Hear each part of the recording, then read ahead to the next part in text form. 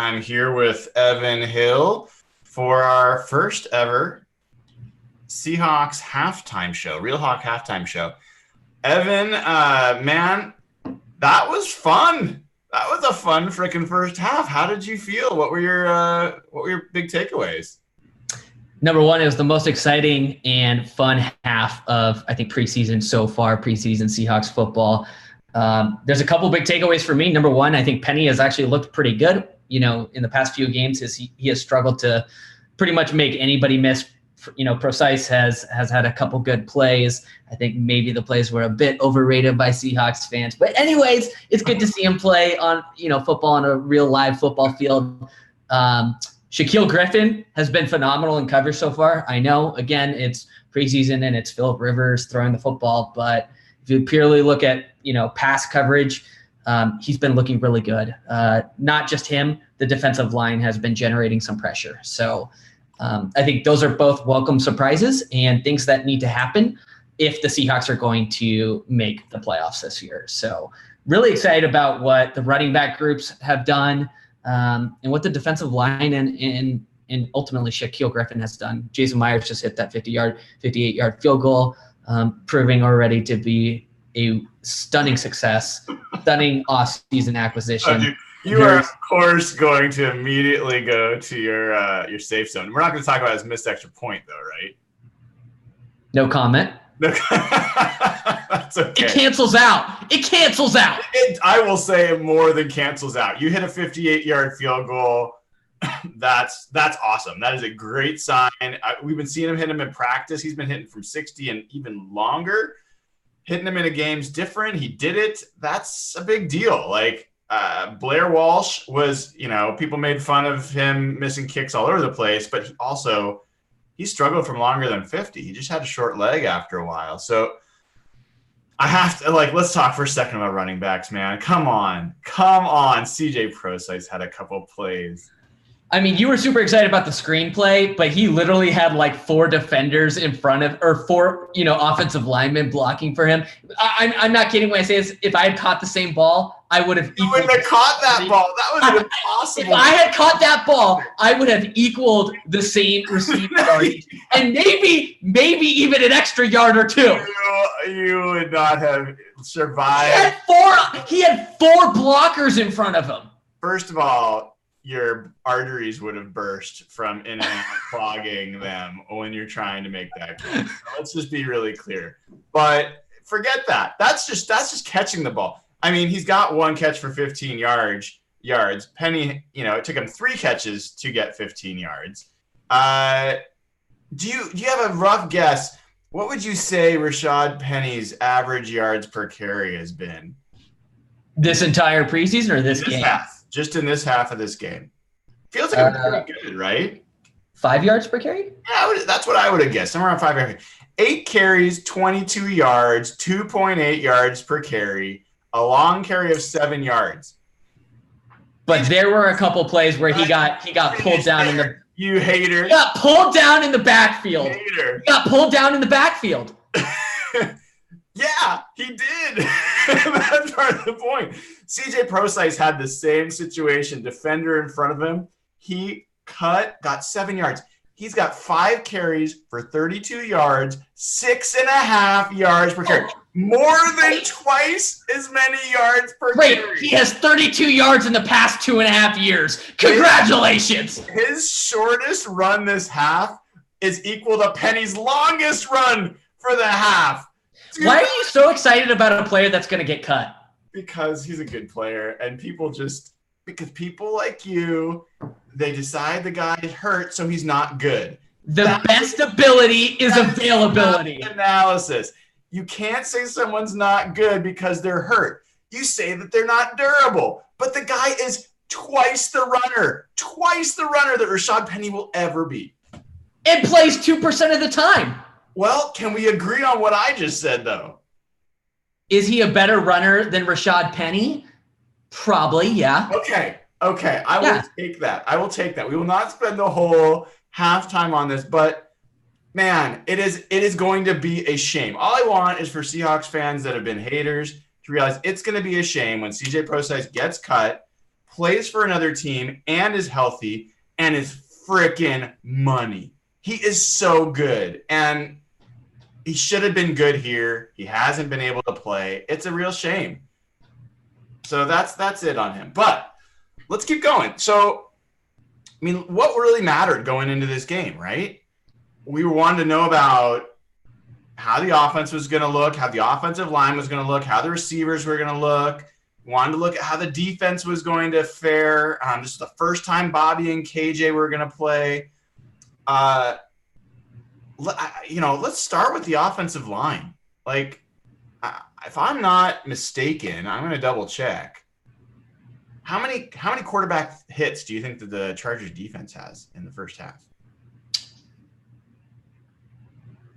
Ooh, their defense, 0.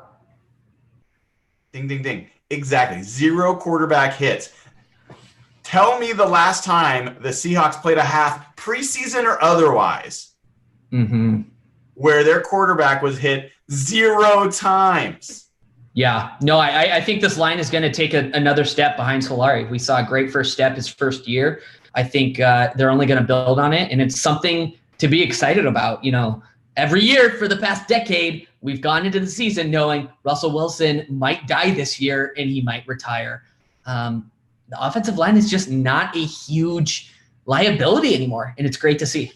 It's really great to see. Yeah, I should open up the chat. I'm going to open that up. But I thought everyone looked really good. I'm assuming Joey Hunt got in there because they wanted to see him, not because there's anything wrong with Justin Britt. Fingers crossed there. But, this is Ethan Posick. Man, the guy's improved. The guy has improved over the course of this preseason. He had a great block on Penny's touchdown. He's been solid, and I think the whole offensive lines look really good. Tight ends, like this is our first chance to see Jacob Hollister in real chance to see him. He barely missed that one throw from Russell. It was a great throw from Russell on the seam route. I think Hollister makes that catch almost every time. He had a nice catch at the end. He's had a couple catches there. I think he's going to be a really good addition, and we've seen Disley in there blocking his ass off. So I think that's been, a good grade as well. Receivers, tell me what's your general feel? Like there was a close call for Jennings there. How did you feel about the receivers and how they looked? Jennings made that boneheaded play that just really pissed me off. There's a lot of debate about whether that should be illegal or an illegal play. End of story. Russell scrambled. Gary Jennings completely killed the play with that penalty. You can't make that. You can't make those stupid ass decisions when you're fighting for a roster spot. Like you just can't do that. Especially, this team asks receivers to block so well, and that's just such a big part of their game. You can't make bad decisions like that. Gary James obviously made that pretty cool catch actually down the left sideline.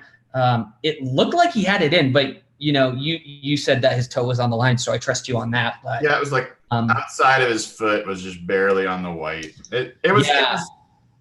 There's 2 things there though. Like one, they went to him, gave him a chance. He made the catch. That's a big deal. But one of the things you'll hear NFL players and analysts talk about is receivers, especially young ones, do not give their quarterback enough room along. Like proper way to run that route is to be a couple yards inside the line so that you have a little room for your quarterback to make that throw and for you to come down with the catch. So I couldn't quite tell on that if that was part of the problem, as the route wasn't necessarily as crisp as it needed to be. But he got a chance. He made the catch. It was literally a half an inch from 30-yard catch. So that was nice. Yeah. Just to follow up on your question, the one player I'm actually really going to watch with a close eye in the second half is John Ursua. Really hoping we see him get some targets. He's been exciting whenever he's gotten the ball in the preseason before. So I'm super excited to see what he can do. Well, yeah, and that's interesting, right? So a lot of people are reading into Jazz Ferguson getting snaps with the first team offense, which is great. And I think is really good news, and they want to see what he could do. I will tell you my interpretation there is Tyler Lockett's there and Jerron Brown are there. but David Moore's not. So they have one less split end. Malik Turner was in there initially, and he actually had a fantastic move. No one's got him on this roster except for me. I still believe Malik Turner is going to be on this roster. But I think the reason Ursua didn't play in the first half is because you've got other slots that are ahead of him. So like Lockett played a lot of the half.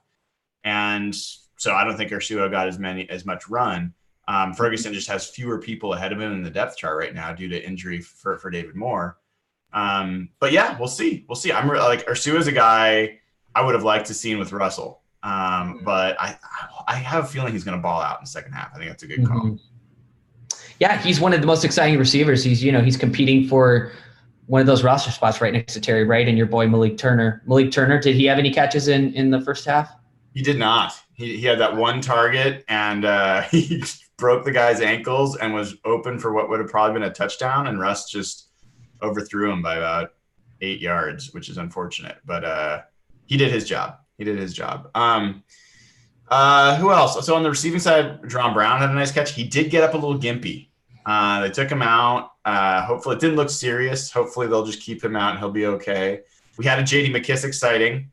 Yeah. Unfortunately, it was, for a loss, but hoping we'll get to see a little bit more of him in the second half. What do you want to see at running back? Do you want to see more Penny in the second half, or you want to see them go to Procise and McKissick and Turner and all that group? I'd like to see Penny and Homer get the majority of the carries. Everybody keeps talking about. I don't buy into this theory, but everybody says the second you give Penny 10 plus carries, 10 through 20, he explodes. The more carries he gets into a better rhythm. Whatever. I don't really buy that, but I would like to see him with 20 carries just to see what that sample size would look like, a full load, even if it's a preseason game. Travis Homer, I want to see more from him. He's been exciting in previous preseason games. He's battling for a roster spot, obviously. I think he could potentially be the one to supplant Procise if he gets cut. So I'd like to see Penny and Homer get a majority of the carries. Yeah, I can't help it, dude. I'm looking at the numbers. First of all, it's super impressive. The Seahawks go 21 carries for 125 yards rushing in the first half. That's 6 yards a carry. That's great. Now, of course, 31 of those yards are from Russell Wilson, and 11 of those yards are from Geno Smith. So still pretty impressive. Everybody who touched the ball running averaged at least 6 yards a carry, except for one guy. Rashad Penny. Well, you got tackled behind the line a couple times. Chris Carson wouldn't have point, man. He had 2 defenders in his face, 4 to 5 yards behind the line. You can't shake 2 defenders every time. It just doesn't happen. I'm gonna let you off with it because I want him to be good. I'm not thrilled. I'm happy he had some good plays. That's a good goal line touchdown though. That was actually impressive. It was fine. I thought his more impressive play was the catch before where he made 4 guys miss. That's great. That was at least, at least he made somebody miss. That was nice. And he also had a run where he went up the middle and pushed the pile for 2 or 3 yards. I just want to see more of those basic runs. But let's move over to the defensive side of the ball. First game with Bobby Wagner, KJ Wright, and Michael Kendricks. Mm-hmm. Tell me that didn't look pretty good. There was a lot of blitzes, a lot of pressure. Did you see Puna Ford too? Puna is wrecking. Is it too early to start talking like he could be an all-pro this year or next year? It might be because I don't know if he's going to be able to be an all-pro without getting more sacks and stuff like that. But he's that level of potential. Is the third quarter about to start already? Yes, it is. Oh, shit. Quick halftime. Right. Well, that is the end of our halftime show. Hopefully everybody enjoyed our massive commentary, and we'll continue on Twitter. And CJ Procise, fans unite. That was fun for at least a half. Cheers, Evan.